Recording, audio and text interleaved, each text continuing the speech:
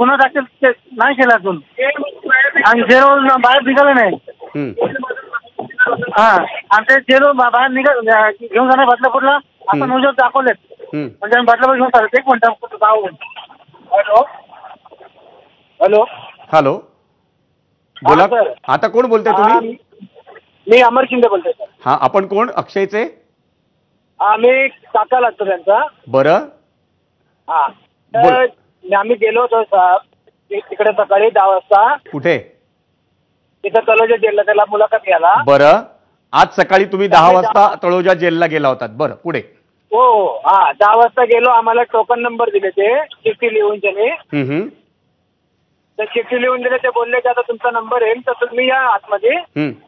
आम्ही गेलो आतमध्ये तर आम्हाला 12:30 वाजले तरी त्याला आणलं नाही. बरं. मग त्याच्यानंतर 1 वाजता आम्हाला बोलले की 1 वाजले आता तुम्ही बाहेर जावा 3 वाजता परत तुम्ही आतमध्ये या. बरं. तर आम्ही 3:30 वाजता मग आतमध्ये गेलो तर मग त्याला 3:45ला आतमध्ये आणलं त्याला मुलाखतला. तर आम्ही त्याच्याशी बोललो आम्ही. काय म्हणणं होतं अक्षय शिंदे तुमच्याशी बोलला अमरजी त्यावेळी? अक्षयचं काय म्हणणं होतं? तो बोलला की माझा चार्जशीट पडला आहे तर मला कधी सोडवणार तुम्ही? आम्ही बोललो की बाळाचा काम आता वकिलाचा अजून एक पेपर येणार आहे तुझा गुन्हा दाखल झालेला आहे ना अजून एक. हा तो एक येणार आहे तर त्याच्यानंतर वकील काय बोलतील आपल्याला ते आपण बघू. मग त्यानंतर काय सोडायचा प्रयत्न असेल तर ते आपण करू. आम्ही त्याला ते सांगितलं आम्ही. बरं. मग तो बोलला की ठीक आहे मम्मी मला खायला येतं आतमध्ये काय भेटत नाही माझ्याकडे पैसे नाही आहेत. तो बोलला की मम्मी एक 4-5 रुपये मला पाठव मला खायचं आहे.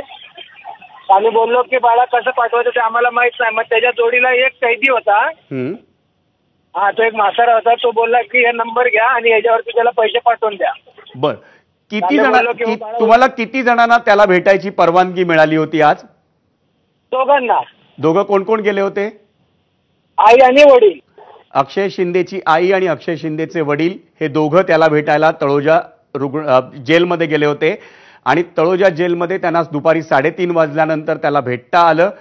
संध्याकाळी अशी प्राथमिक माहिती आहे संध्याकाळी 5:30च्या सुमारास त्याला तळोजा जेलमधनं बदलापूरच्या दिशेने नेण्यात येत होतं कारण त्याच्या पत्नीनं त्याच्या विरोधात एक लैंगिक अत्याचाराची गुन्हा नोंदवलेला आहे आरोप केलेला आहे. तर त्या संदर्भात चौकशीसाठी त्याला नेण्यात होतं. त्याची तुम्हाला माहिती होती? काहीच माहित नाही सर. आम्ही तिथून 4:45ला निघालो. किती वेळ झाली तुमची भेट? आम्हाला 20 मिनिटं भेट झाली. बरं. त्या दोघांना तुम्ही कुठे होतात तेवढ्या वेळ? बाहेर होतात? मी गेटवरती होतो बाहेर. बरं. हा मी गेटवरती बाहेरच होतो. ते आले बाहेर.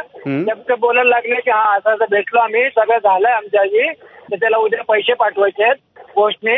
त्याने नंबर दिलाय आणि त्याला एक पेपर लिहून दिलं होतं त्याला मोठा पेपर आणि ते पेपरमध्ये काय लिहिलं होतं ते बघायला त्यांना ते वाचता येत नाही. बरं. हा तर तो बोलला की मम्मी हा वाचून बघते. त्याची आई बोलली की बाळा का आपल्याला मला काय दिसत नाही तर कोण काय दिलं असेल तर ते फेकून दे. बरं.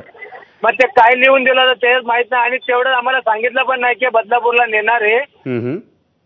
आणि सर त्याला अजूनपर्यंत त्याला फटाकडे वाजवायचा माहित नाहीये तर अजून त्याला गाडी चालवायचा माहित नाही कुठला हॉटेलमध्ये खाना माहित नाहीये तर ते बंदूक कसं चालवेल सर? हा तुमच्या मनात आलेला प्रश्न आहे. आणि मला एक सांगा साधारण 3:45च्या सुमारास तिथनं बाहेर आलात तुम्ही त्यानंतर अक्षय शिंदेने तुम्हाला काही कागद दाखवला वेगवेगळे प्रश्न तुम्हाला केले कधी सोडवणार या संदर्भात तुम्ही तुमच्या वकिलांशी संपर्क केला होतात का तातडीनं की असं असं अक्षयच्या मनात आहे किंवा असं त्याला काही वाटतंय हे जे तुम्हाला त्याने सांगितलं त्या संदर्भात तुमचं बोलणं झालंय काही? हा ते सांगितलं होतं ना तर आम्ही बोललो की घरी पोहोचून त्यांनी वकिलाला फोन करू आम्ही. मग आम्ही सांगून देतो. मग तेवढं ते एवढं खबर आलं की गोळीचा त्याला इन्क्वायरी करून टाकलं म्हणून त्यामुळे आम्हाला खबर आलं तर आम्ही वकिलाला फोन केला होता त्या टायमाला. किती वाजता कळलं तुम्हाला पहिल्यांदा की अक्षयच्या बाबतीत असं घडलंय? कारण तुम्ही 3:45 पर्यंत तिथे होतात असं म्हणताय. तळोजा जेलमधनं तुम्ही निघून तुमच्या घरी गेला असाल बदलापूरला तर 4:45 वाजता ते गेटमधून बाहेर आले. आम्ही 4:30 पर्यंत बाहेर होतो गेटच्या बाहेर. बरं. पाऊण तास तुम्ही तिथेच होता 4:30 पर्यंत. आणि तुमचं घर कुठे आणि तुम्ही किती वाजता पोहोचलात घरी? आता आमचं घर नाही सर, हे आता रस्त्यावरती झोपतात ना, मग त्यांना तुम्ही तिथं सोडून दिलं होतं अंबरनाथला. बरं. मग तिथून ते कुठं जाणार होते ते माहित नाही. आई वडील त्याचे? हा, आई वडील. मी त्यांना तिथं सोड